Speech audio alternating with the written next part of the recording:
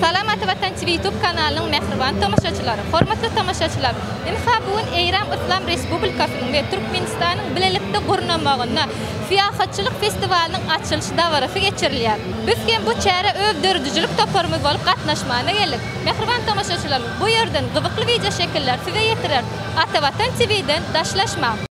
Türkmenistan'ın Döwlet Çeperçilik Akademiyasının Fergiler jaýyna Türkmenistan'ın hem de İran İslam Respublikasının Fiyahatçılık ve Amaly Haşam Sunoty fergisinin açılışı dawarasy. Şeýle-de iki ýurdun sunot ufatlarynyň konserti geçirildi.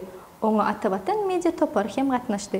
Dawaranyň başynda Türkmenistan'ın Medeniýet Ministrliginiň Fiyahatçılık müdüriniň başlygynyň ornwasary Gulşat Bakyýewa, İran İslam Respublikasynyň Türkmenistandaky elçisiniň ornwasary Mahmud Sadegi, Türkmenistan'ın Fenagatçılar ve Telekeçiler Birleşmesinin awasy, Awada Fiyahatçılık Kerhanasının Fiyahatçılık bölümünün başlygy Silapberdi Ataýew, şeýle-de İran İslam Respublikasynyň IT Fiyahatçılık Kerhanasının baş müdiri Ali Daşty çykyş etdiler. Dawara Türkmenistandaky daşar ýurtlaryň diplomatik wekilhanalarynyň ýolbaşçylary we köp sanly mehmanlar gatnaşdy. Mehmanların hatarına Türkiye Respublikasynyň Türkmenistandaky adatdan daşary ve dol ıhtiyarly elçisi Toğan Oral hem bar. Evet, bugün Aşgabat'ta İran Turizm günlerinin açılış programına katıldık. Sayın İran Büyükelçisi dostumuzun daveti çerçevesinde Türkmenistan Güzel Sanatlar Akademisi'nde önce İran'ın çok zengin folklorundan halk dansları gösterileri izledik.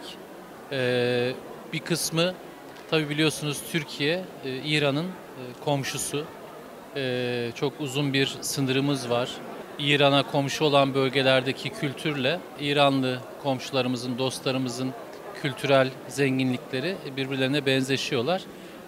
O danslarda bizim de o yakın bölgelerdeki çeşitli ögelerin benzerlerini gördüm. Çok keyifliydi. Bilahare çok güzel bir sergi açılmış. İran'ın yine zengin, derin, o binlerce yıla dayanan kültürünün çok güzel örneklerini görme şansı bulduk.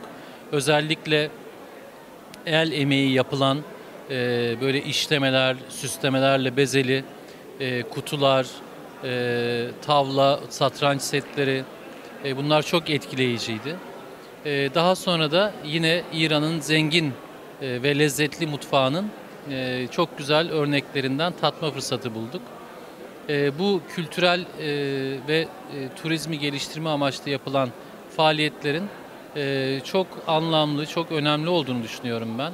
Özellikle bu dost ve komşu ülkeler arasında halkları birbirine daha çok yakınlaştıracak, karşılıkları ziyaretleri teşvik edecek, bunları kolaylaştıracak bu tarz faaliyetleri komşu ülkelerin, komşu halkların birbirini tanıması ve birbirlerini ziyaret etmeye motive edilmesi bakımından önemli olduğunu düşünüyorum.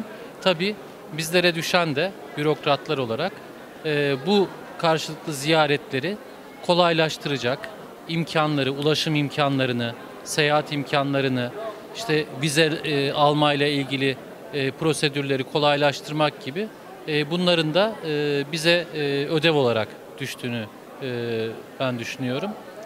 Bu konuda İran Büyükelçiliğini ve ev sahipliği yapan Türkmenistan Kültür ve Turizm Bakanlıklarını tebrik ediyorum. Çok güzel bir faaliyetti. Sizlere de teşekkür ediyorum bunun tanıtımına katkı sağladığınız için. Çok sağ ol.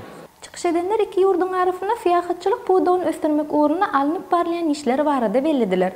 Şeýle-de ýurtlaryň çäginde yerleşen tarihi ýadygarlyklaryň, odan täfin ýerleriň bardygyny noktadylar. Häzirki wagtda fiyahatçılık buğdağı bütün dünýäde möhüm buğdaklaryň biri hasaplanýar.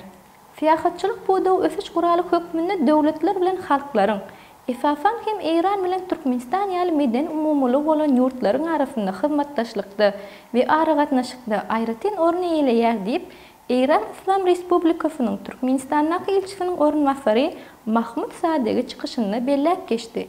Dawaranyň dowamynda İran İslam Respublikasynyň bir näçe aýdym sap toparlary, şeýle-de ýurdumyzyň sunat ufatlary çykyş etdiler.